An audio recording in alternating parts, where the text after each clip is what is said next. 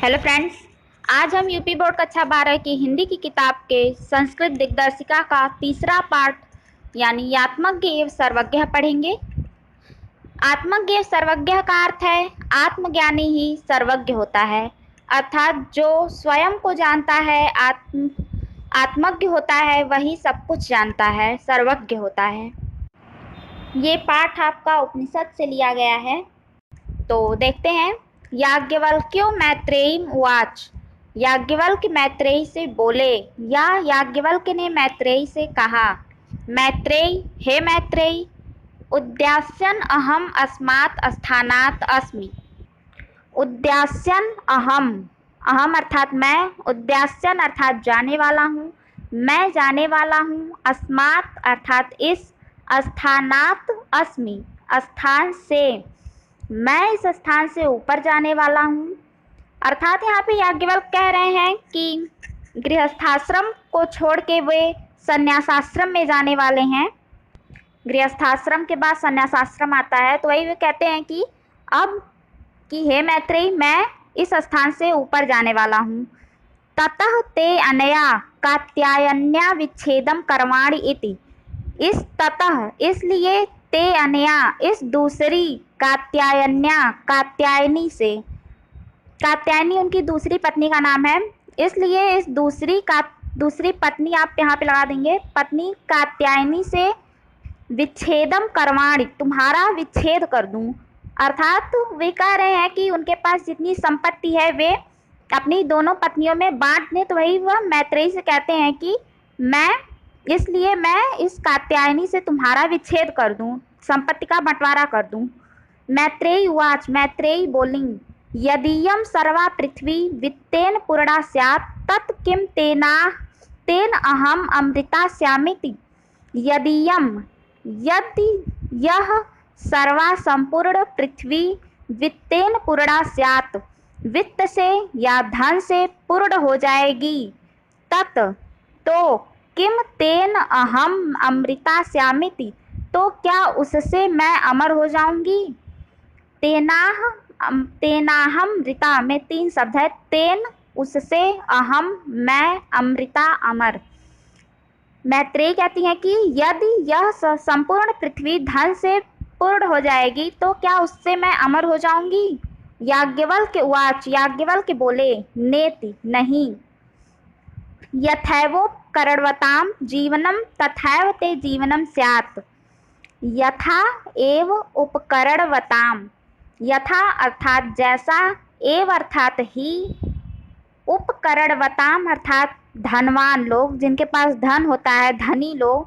तो वही वो कहते हैं कि जैसा जीवन धनी लोगों का होता है, यथैवोपकरणवताम जीवनम, जैसा जीवन धनी लोगों का होता है, तथैव वैसा ही, ते जीवनम स्यात् तुम्हारा जीवन होगा।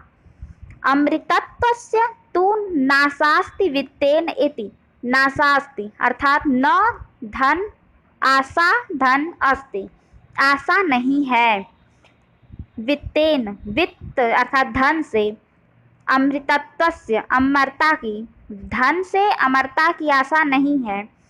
वे उन्हें बताते हैं कि जैसा जीवन धनवानों का होगा वैसा ही उनका भी हो जाएगा। अगर उनके पास धन आ जाएगा उससे वे अमर नहीं होंगी।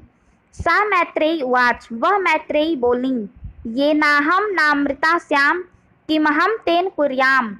येन अहम जिससे मैं, नामृता न अमृता, श्याम अमर नहीं होऊंगी, किमहम तेन कुर्याम किम अहम मैं क्या, तेन उसका, कुर्याम करूंगी, जिससे मैं अमर नहीं होऊंगी उससे उसका मैं क्या करूंगी। यदेव भगवान केवलम अमृत तत्व साधनम जानाति तदेव में ब्रूहि। यदेव भगवान इसलिए, हे देव, केवलम अमृत तत्व साधनम जानाति, आप अमरता का जो एकमात्र साधन जानते हैं। केवलम यहाँ पे अर्थात केवल एक या वही एकमात्र साधन जानते हैं। तदेव में ब्रूहि, उसे ही मुझे बताएं या मुझसे कहें। इसलिए हे देव, आप अमरता का जो एकमात्र साधन जानते हैं वही मुझसे कहें। याज्ञवल्क्य उवाच, याज्ञवल्क्य बोले, प्रिया नः सती त्वं प्रियं भाससे। मेरी प्रिय होने के कारण तुम प्रिय बोलती हो। एहि, आओ, उपविश बैठो, व्याख्यास्यामि ते अमृतत्व साधनम। मैं तुमसे अमरता के साधन की व्याख्या करूँगा। याज्ञवल्क्य उवाच, याज्ञवल्क्य बोले, न वा अरे मैत्रेयी, हे मैत्रेयी, न हि पत्युः कामाय पतिः प्रियो भवति। पत्युः पति की कामाय इच्छा के लिए, कामना पूर्ति के लिए पति प्रियो भवति, पति प्रिय होता है। हे मैत्रेयी, न ही पति की कामना पूर्ति के लिए पति प्रिय होता है। आत्मनः तु वै कामाय पति प्रियो भवति। आत्मनः तु, बल्कि अपनी कामना पूर्ति के लिए पति प्रियो भवति, पति प्रिय होता है। हे मैत्रेयी, पति की कामना पूर्ति के लिए, न ही पति की कामना के लिए पति प्रिय होता है, बल्कि अपनी कामना पूर्ति के लिए पति प्रिय होता है। न वा अरे, अरि न ही जायायाः पत्नी की कामना पूर्ति के लिए जाया प्रिया भवति, पत्नी प्रिय होती है। आत्मनः तु वै कामाय जाया प्रिया भवति, बल्कि अपनी कामना पूर्ति के लिए पत्नी प्रिय होती है। अरि न ही पत्नी की कामना पूर्ति के लिए पत्नी प्रिय होती है, बल्कि अपनी कामना पूर्ति के लिए पत्नी प्रिय होती है। न वा अरे पुत्रस्य वित्तस्य च कामाय पुत्रो वित्तं वा प्रियं भवति। न ही पुत्र और वित्त की कामना पूर्ति के लिए पुत्र अथवा वित्त या धन प्रिय होता है। आत्मनः तु वै कामाय पुत्रो वित्तं वा प्रियं भवति। अपनी कामना के लिए पुत्र और धन प्रिय होते हैं।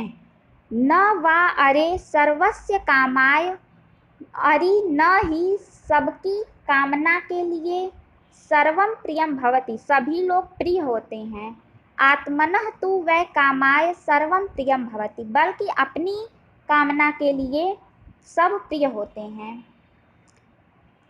एक बार फिर से देख लीजिए। याज्ञवल्क्य बोले, हे मैत्रेयी, न ही पति की कामना के लिए पति प्रिय होता है, बल्कि अपनी कामना पूर्ति के लिए पति प्रिय होता है। अरि न ही पत्नी की कामना पूर्ति के लिए पत्नी प्रिय होती है, बल्कि अपनी कामना के लिए पत्नी प्रिय होती है। न ही पुत्र और वित्त की कामना के लिए पुत्र अथवा धन प्रिय होता है, बल्कि अपनी कामना पूर्ति के लिए पुत्र अथवा धन प्रिय होता है। न ही सबकी कामना के लिए सभी प्रिय होते हैं, बल्कि अपनी कामना के लिए सभी प्रिय होते हैं। तस्मात् आत्मा वा अरे मैत्रेयी, हे मैत्रेयी, इसलिए आत्मा ही दृष्टव्यः, देखने योग्य है, दर्शनार्थ श्रोतव्यः, दर्शन के लिए सुनने योग्य है, मंतव्यः, मनन करने योग्य है, निसिध्यासितव्यश्च, और ध्यान करने योग्य है।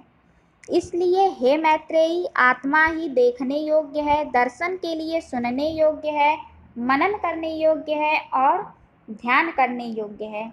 आत्मनः खलु दर्शनेन इदं सर्वं विदितं भवति।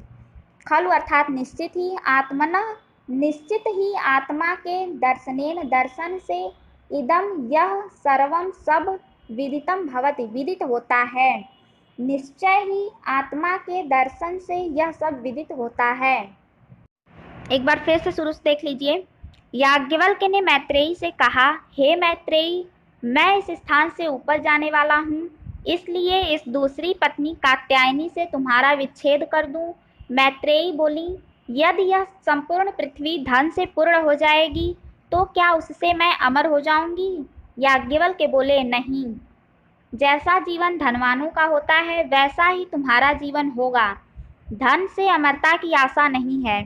वह मैत्रेयी बोली, जिससे मैं अमर नहीं होंगी उससे मैं क्या करूंगी, या उसका मैं क्या करूंगी? इसलिए हे देव, आप अमरता के अमरता का जो एकमात्र साधन जानते हैं उसे मुझसे बताएं या उसे मुझसे कहें। याज्ञवल्क्य बोले, तुम मेरी तुम मेरी प्रिय होने के कारण प्रिय बोलती हो। आओ बैठो, मैं तुमसे अमरता के साधन की व्याख्या करूंगा। याज्ञवल्क्य बोले, हे मैत्रेयी, न ही पति की कामना के लिए पति प्रिय होता है, बल्कि अपनी कामना के लिए पति प्रिय होता है। अरि, न ही पत्नी की कामना पूर्ति के लिए पत्नी प्रिय होती है, बल्कि अपनी कामना पूर्ति के लिए पत्नी प्रिय होती है। न ही पुत्र और वित्त की कामना के लिए पुत्र अथवा धन प्रिय होता है, बल्कि अपनी कामना पूर्ति के लिए पुत्र अथवा धन प्रिय होता है। अरि, न ही सबकी कामना पूर्ति के लिए सभी प्रिय होते हैं, बल्कि अपनी कामना के लिए सभी प्रिय होते हैं। इसलिए हे मैत्रेयी, आत्मा ही देखने योग्य है, दर्शन के लिए सुनने योग्य है, मनन करने योग्य है और ध्यान करने योग्य है। निश्चित ही आत्मा के दर्शन से यह सब विदित होता है। तो आपका तीसरा चैप्टर पूरा हुआ। इस वीडियो में इतना ही। अब अगले वीडियो में हम इसके क्वेश्चंस का आंसर जानेंगे। Thank you.